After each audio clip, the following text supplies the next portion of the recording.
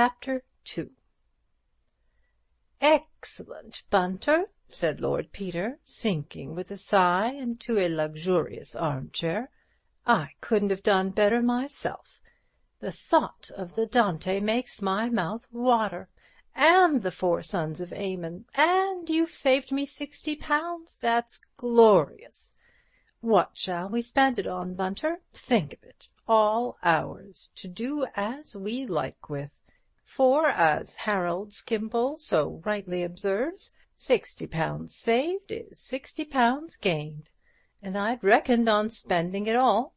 It's your savings, Bunter, and, properly speaking, your £60. What do we want? Anything in your department? Would you like anything altered in the flat?" "Well, my lord, as your lordship is so good—" The manservant paused, about to pour an old brandy into a liqueur glass. "Well, out with it, my Bunter, you imperturbable old hypocrite. It's no good talking as if you were announcing dinner. You're spilling the brandy. The voice is Jacob's voice, but the hands are the hands of Esau. What does that blessed dark-room of yours want now?"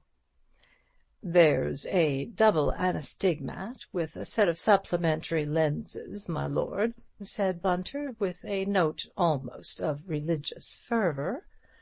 "If it was a case of forgery now, or footprints, I could enlarge them right up on the plate.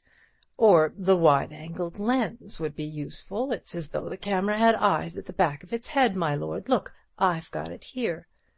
He pulled a catalogue from his pocket and submitted it, quivering, to his employer's gaze. Lord Peter perused the description slowly, the corners of his long mouth lifted into a faint smile. "It's Greek to me," he said, "and £50 seems a ridiculous price for a few bits of glass. I suppose, Bunter, you'd say £750 was a bit out of the way for a dirty old book in a dead language, wouldn't you?"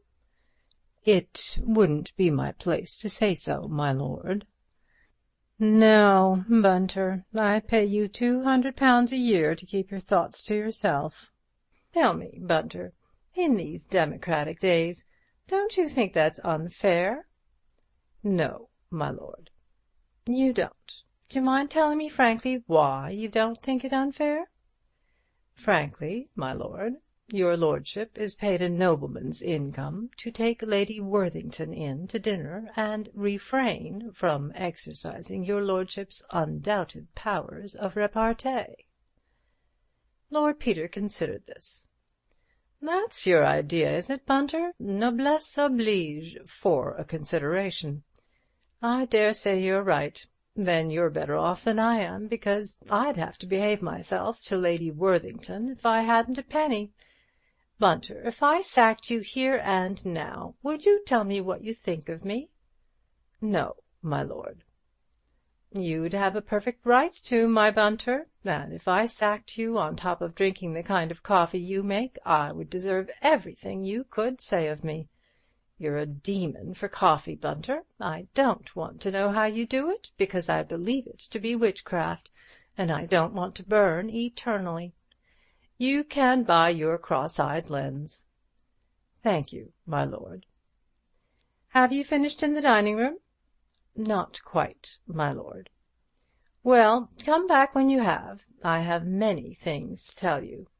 Hullo, who's that?" The doorbell had rung sharply. "Unless it's anybody interesting, I'm not at home." "Very good, my lord." Lord Peter's library was one of the most delightful bachelor rooms in London. Its scheme was black and primrose, its walls were lined with rare editions, and its chairs and Chesterfield sofa suggested the embraces of the houris. In one corner stood a black baby grand. A wood fire leaped on a wide, old-fashioned hearth, and the Sèvres vases on the chimney-piece were filled with ruddy and gold chrysanthemums. To the eyes of the young man who was ushered in from the raw November fog, it seemed not only rare and unattainable, but friendly and familiar, like a colourful and gilded paradise in a medieval painting. "Mr. Parker, my lord." Lord Peter jumped up with genuine eagerness. "My dear man, I'm delighted to see you. What a beastly foggy night, ain't it? Bunter, some more of that admirable coffee, and another glass, and the cigars? Parker, I hope you're full of crime. Nothing less than arson or murder will do for us tonight, on such a night as this. Bunter and I were just sitting down to carouse. I've got a Dante and a Caxton folio that is practically unique at Sir Ralph Brocklebury's sale. Bunter, who did the bargaining, is going to have a lens which does all kinds of wonderful things with its eyes shut. And we both have got a body in a bath. We both have got a body in a bath. For in spite of all temptations to go in for cheap sensations, we insist upon a body in a bath. Nothing less will do for us, Parker. It's mine at present, but we're going shares in it, property of the firm. Won't you join us? You really must put something in the jackpot. Perhaps you have a body. Oh, do have a body. Everybody welcome. Gin the body meet a body hauled before the beak. Gin the body jolly well knows who murdered a body, and that old Sugg is on the wrong tack. Need a body speak? Not a bit of it. He tips a glassy wink to yours truly, and yours truly reads the truth." "Ah," said Parker, "I knew you'd been round to Queen Caroline Mansions." "So have I, and met Sugg. And he told me he'd seen you. He was cross, too. Unwarrantable interference, he calls it." "I knew he would," said Lord Peter. "I love taking a rise out of dear old Sugg. He's always so rude. I see by the Star that he has excelled himself by taking the girl, Gladys What's-her-name, into custody. Sugg of the evening, beautiful Sugg. But what were you doing there?" "To tell you the truth," said Parker, "I went round to see if the Semitic-looking stranger in Mr. Thipps's bath was by any extraordinary chance Sir Reuben Levy, but he isn't." "Sir Reuben Levy. Wait a minute. I saw something about that. I know, a headline. Mysterious disappearance of famous financier. What's it all about? I didn't read it carefully." "Well, it's a bit odd, though I dare say it's nothing really. Old chap may have cleared out for some reason best known to himself. It only happened this morning, and nobody would have thought anything about it, only it happened to be the day on which he had arranged to attend a most important financial meeting and do some deal involving millions. I haven't got all the details, but I know he's got enemies who just as soon the deal didn't come off. So when I got wind of this fellow in the bath, I buzzed round to have a look at him. It didn't seem likely, of course, but unlikelier things do happen in our profession. Funny thing is, old Sugg has got bitten with the idea it is him, and is wildly telegraphing to Lady Levy to come and identify him. However, as Sir Reuben is a pious Jew of pious parents, and the chap in the bath obviously isn't, I'm not going to waste my time. One thing is, the man really would be extraordinarily like Sir Reuben if he had a beard, and as Lady Levy is abroad with the family, somebody may say it's him, and Sugg will build up a lovely theory like the Tower of Babel, and destined so to perish." "You're certain of your facts, I suppose?" "Positive.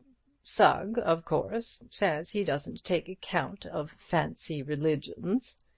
"Sugg's a beautiful braying ass," said Lord Peter. "He's like a detective in a novel. Well, I don't know anything about Levy, but I've seen the body, and I should say the idea was preposterous upon the face of it. What do you think of the brandy?" Unbelievable whimsy, sort of thing makes one believe in heaven. But I want your yarn. D'you mind if Bunter hears it, too? Invaluable man, Bunter. Amazin' fellow with a camera. And the odd thing is he's always on the spot when I want my bath or my boots. I don't know when he develops things. I believe he does 'em in his sleep. Bunter?" "Yes, my lord." "Stop fiddling about in there, and get yourself the proper things to drink, and join the merry throng." "Certainly, my lord." "Mr. Parker has a new trick, the vanishing financier. Absolutely no deception. Hey, presto, pass, and where is he? Will some gentleman from the audience kindly step upon the platform and inspect the cabinet? Thank you, sir. The quickness of the 'and deceives the eye." "I'm afraid mine isn't much of a story," said Parker. "It's just one of those simple things that offer no handle. Sir Reuben Levy dined last night with 3 friends at the Ritz. After dinner the friends went to the theatre. He refused to go with them on account of an appointment. I haven't yet been able to trace the appointment, but anyhow he returned home to his house, 9 Park Lane, at 12 o'clock. Who saw him?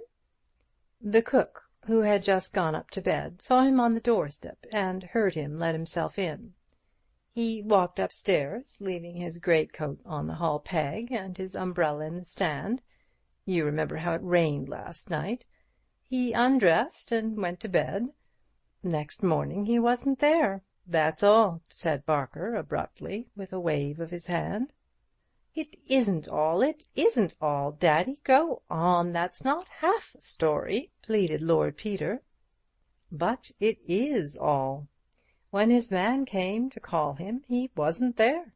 The bed had been slept in. His pyjamas and his clothes were there, the only odd thing being that they were thrown rather untidily on the ottoman at the foot of the bed, instead of being neatly folded on a chair, as is Sir Reuben's custom, looking as though he had been rather agitated or unwell. No clean clothes missing, no suit, no boots, nothing. The boots he had worn were in his dressing-room as usual. He had washed and cleaned his teeth and done all the usual things. The housemaid was down cleaning the hall at 6:30, and can swear that nobody came in or out after that. So one is forced to suppose that a respectable, middle-aged Hebrew financier either went mad between 12 and 6 a.m. and walked quietly out of the house in his birthday suit on a November night, or else was spirited away, like the lady in the Ingoldsby legend, body and bones, leaving only a heap of crumpled clothes behind him. "Was the front door bolted?" "That's the sort of question you would ask straight off. Took me an hour to think of it. No. Contrary to custom, there was only the Yale lock on the door. On the other hand, some of the maids had been given leave to go to the theatre, and Sir Reuben may quite conceivably have left the door open under the impression they had not come in. Such a thing has happened before." "And that's really all?"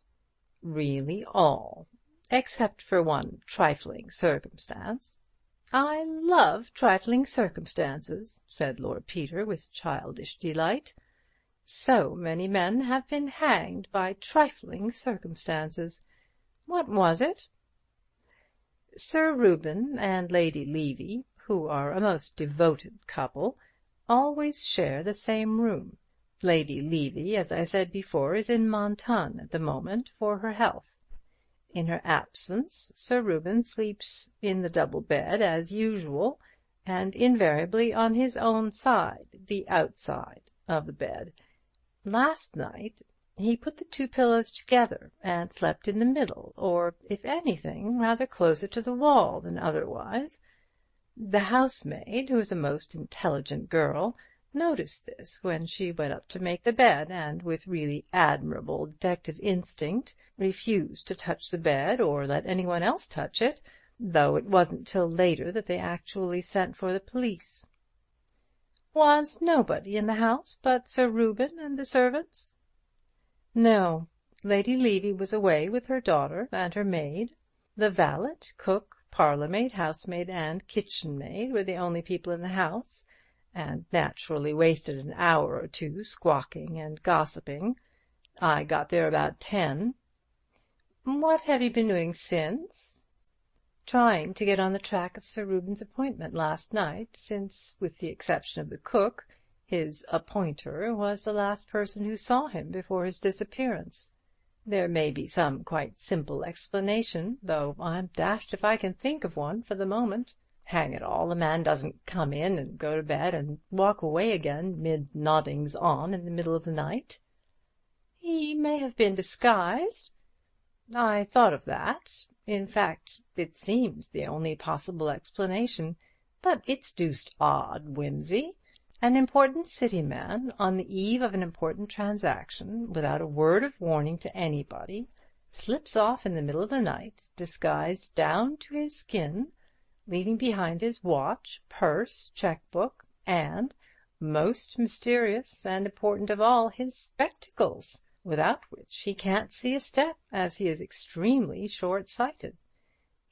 That is important, interrupted Wimsey. You're sure he didn't take a second pair? His man vouches for it that he only had 2 pairs, one of which was found on his dressing-table and the other in the drawer where it's always kept. Lord Peter whistled. You've got me there, Parker. Even if he'd gone out to commit suicide, he'd have taken those. So you'd think, or the suicide would have happened the first time he started to cross the road. However, I didn't overlook the possibility. I've got particulars of all today's street accidents, and I can lay my hand on my heart and say that none of them is Sir Reuben. Besides, he took his latchkey with him, which looks as though he'd meant to come back. Have you seen the men he dined with? I found 2 of them at the club. They said that he seemed in the best of health and spirits. Spoke of looking forward to joining Lady Levy later on, perhaps at Christmas, and referred with great satisfaction to this morning's business transaction, in which one of them, a man called Anderson of Wyndham's, was himself concerned. Then up till about 9 o'clock, anyhow, he had no apparent intention or expectation of disappearing. None, unless he was a most consummate actor. Whatever happened to change his mind must have happened either at the mysterious appointment which he kept after dinner, or while he was in bed between midnight and 5:30 a.m. "Well, Bunter," said Lord Peter, "what do you make of it?" "Not in my department, my lord, except that it is odd that a gentleman who was too flurried or unwell to fold his clothes as usual should remember to clean his teeth and put his boots out. Those are 2 things that quite frequently get overlooked, my lord." "If you mean anything personal, Bunter," said Lord Peter, "I can only say I think the speech an unworthy one." "It's a sweet little problem, Parker, mine. Look here, I don't want to butt in, but I should dearly love to see that bedroom to-morrow. 'Tis not that I mistrust thee, dear, but I should uncommonly like to see it. Say me not nay. Take another drop of brandy and a Villar, but say not nay. Of course you can come and see it. You'll probably find lots of things I've overlooked," said the other, equably accepting the proffered hospitality. "Parker, acushla, you are an honour to Scotland Yard. I look at you, and Sugg appears a myth, a fable, an idiot boy, spawned in a moonlight hour by some fantastic poet's brain. Sugg is too perfect to be possible. What does he make of the body, by the way?" "Sugg says," replied Parker with precision, "that the body died from a blow on the back of the neck. The doctor told him that. He says it's been dead a day or 2. The doctor told him that, too. He says it's the body of a well-to-do Hebrew of about 50. Anybody could have told him that. He says it's ridiculous to suppose it came in through the window without anybody knowing anything about it. He says it probably walked in through the front door and was murdered by the household. He's arrested the girl because she's short and frail-looking and quite unequal to downing a tall and sturdy Semite with a poker. He'd arrest Thipps, only Thipps was away in Manchester all day yesterday and the day before, and didn't come back till late last night. In fact, he wanted to arrest him till I reminded him that if the body had been a day or two dead, little Thipps couldn't have done him in at 10:30 last night. But he'll arrest him tomorrow morning as an accessory, and the old lady with the knitting too, I shouldn't wonder." "Well, I'm glad the little man has so much of an alibi," said Lord Peter. "Though if you're only gluing your faith to cadaveric lividity, rigidity, and all the other quiddities, you must be prepared to have some sceptical beast of a prosecuting counsel walk slap-bang through the medical evidence. Remember Impey Biggs defending in that Chelsea tea-shop affair? 6 bloomin' medicos contradictin' each other in the box, and old Impey elocutin' abnormal cases from Glaister and Dixon man till the eyes of the jury reeled in their heads. 'Are you prepared to swear, Dr. Thingamtight, that the onset of rigor mortis indicates the hour of death without the possibility of error?' 'So far as my experience goes, in the majority of cases,' says the doctor, all stiff. 'Ah,' says Biggs, 'but this is a court of justice, doctor, not a parliamentary election. We can't get on without a minority report. The law, Dr. Thingamtight, respects the rights of the minority, alive or dead.' Some ass laughs, and old Biggs sticks his chest out and gets impressive.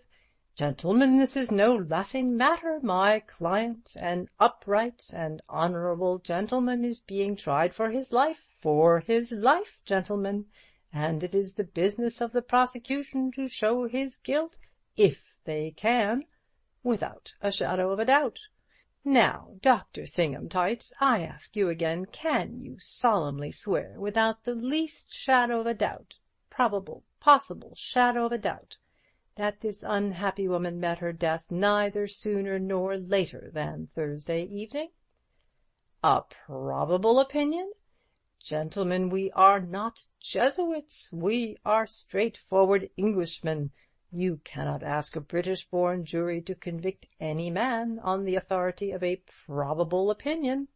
Hum of applause. Biggs's man was guilty all the same, said Parker. Of course he was, but he was acquitted all the same, and what you've just said is libel. Wimsey walked over to the bookcase and took down a volume of medical jurisprudence. Rigor mortis can only be stated in a very general way, many factors determining the result. Cautious brute. On the average, however, stiffening will have begun, neck and jaw 5 to 6 hours after death, in all likelihood have passed off in the bulk of cases by the end of 36 hours.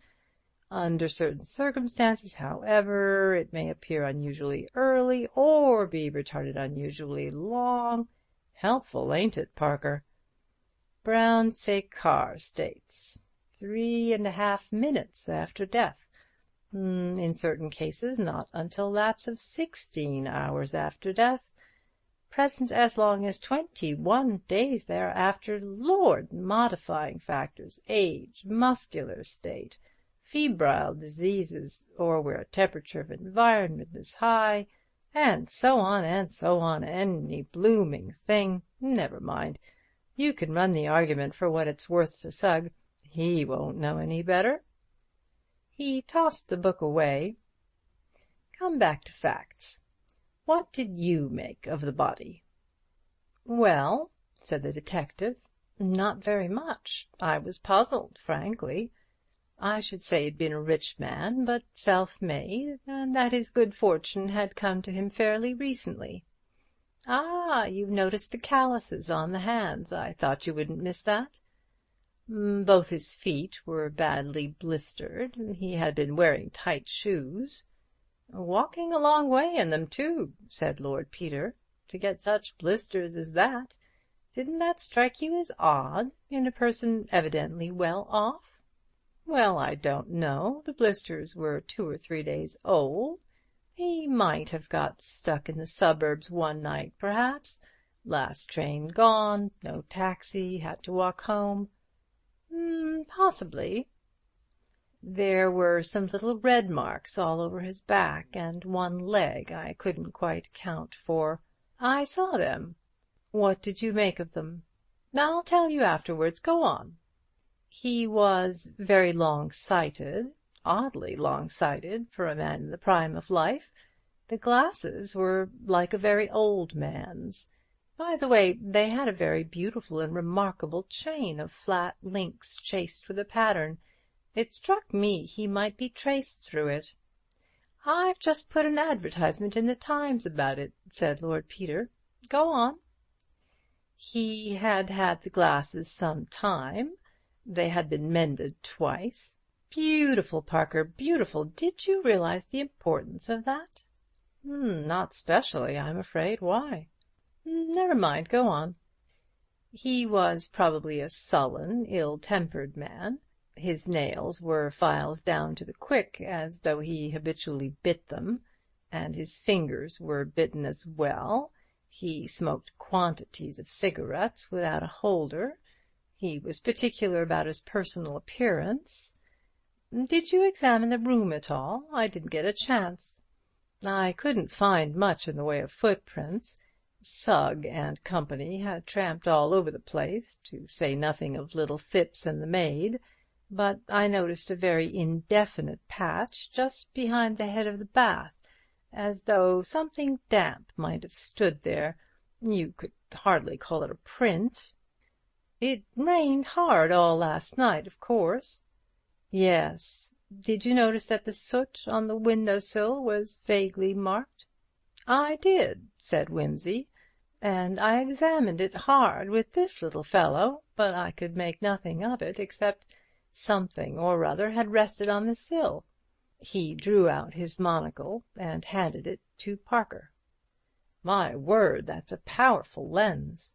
It is, said Wimsey, and jolly useful when you want to take a good squint at something and look like a bally fool all the time. Only it don't do to wear it permanently. If people see you full-face, they say, "Dear me, how weak the sight of that eye must be." Still, it's useful. Sugg and I explored the ground at the back of the building, went on Parker, but there wasn't a trace. That's interesting. Did you try the roof? No. We'll go over it tomorrow. The gutter's only a couple of feet off the top of the window. I measured it with my stick. The gentleman scout's vade-mecum, I call it. It's marked off in inches. Uncommonly handy companion at times. There's a sword inside and a compass in the head. Got it made specially.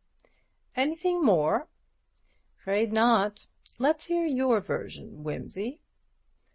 Well, I think you've got most of the points. There are just 1 or 2 little contradictions.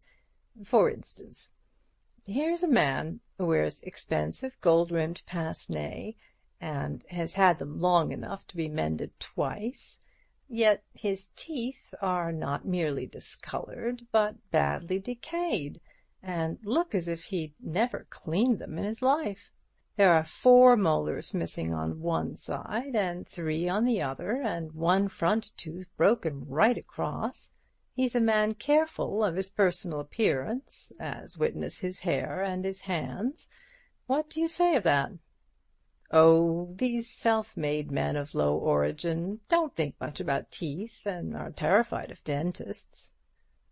True. But one of the molars had a broken edge so rough that it had made a sore spot on his tongue. Nothing's more painful.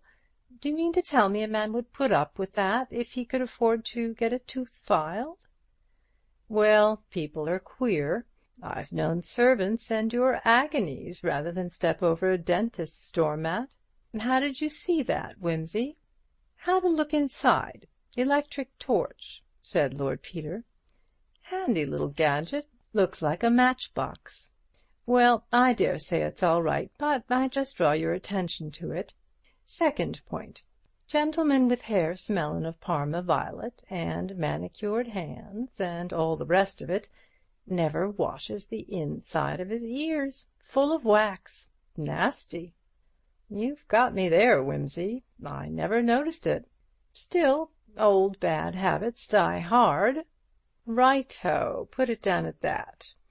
Third point. Gentleman with the manicure and the brilliantine and all the rest of it suffers from fleas." "By Jove, you're right. Flea bites. It never occurred to me." "No doubt about it, old son. The marks were faint and old, but unmistakable." "Of course, now you mention it. Still, that might happen to anybody. I loosed a whopper in the best hotel in Lincoln the week before last. I hope it bit the next occupier." "Oh, all these things might happen to anybody separately." Fourth point. Gentleman who uses Parma violet for his hair, etc., etc., washes his body in strong carbolic soap. So strong that the smell hangs about 24 hours later. Carbolic to get rid of fleas? I will say for you, Parker, you've got an answer for everything. Fifth point. Carefully got up gentleman with manicured though masticated fingernails has filthy black toenails which look as if they hadn't been cut for years. All of a piece with habits as indicated?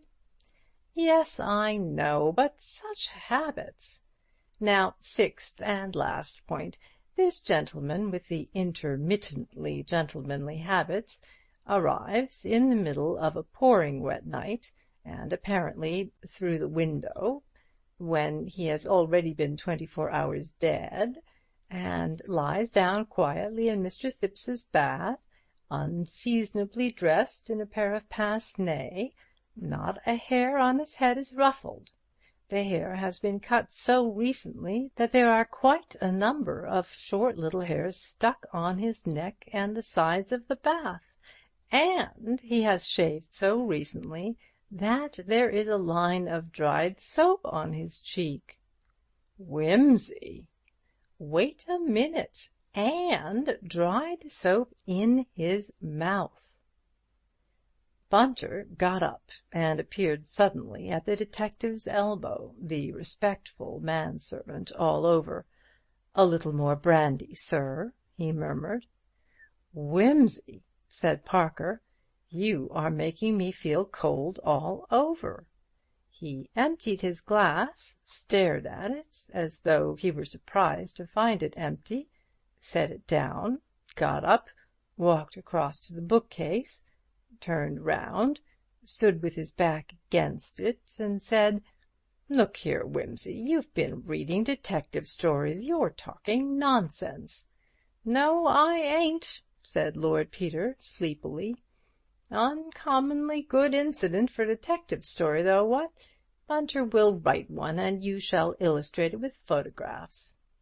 "Soap in his—" "Rubbish," said Parker.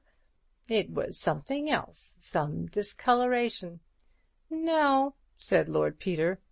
"There were hairs as well, bristly ones. He had a beard." He took his watch from his pocket and drew out a couple of longish, stiff hairs, which he had imprisoned between the inner and outer case. Parker turned them over once or twice in his fingers, looked at them close to the light, examined them with a lens, handed them to the impassible Bunter, and said, "Do you mean to tell me, Wimsey, that any man alive would—" He laughed harshly. "Shave off his beard with his mouth open, and then go and get killed with his mouth full of hairs? You're mad." "I don't tell you so," said Wimsey. "You policemen are all alike, only one idea in your skulls. Blest if I can make out why you're ever appointed.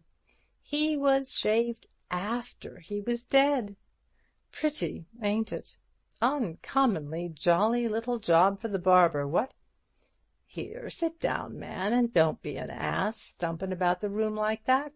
Worse things happen in war. This is only a blinkin' old shillin' shocker. But I'll tell you what, Parker, we're up against a criminal, the criminal, the real artist and blighter with imagination. Real artistic finished stuff. I'm enjoying this, Parker." End of Chapter 2. Recorded by Kirsten Weber.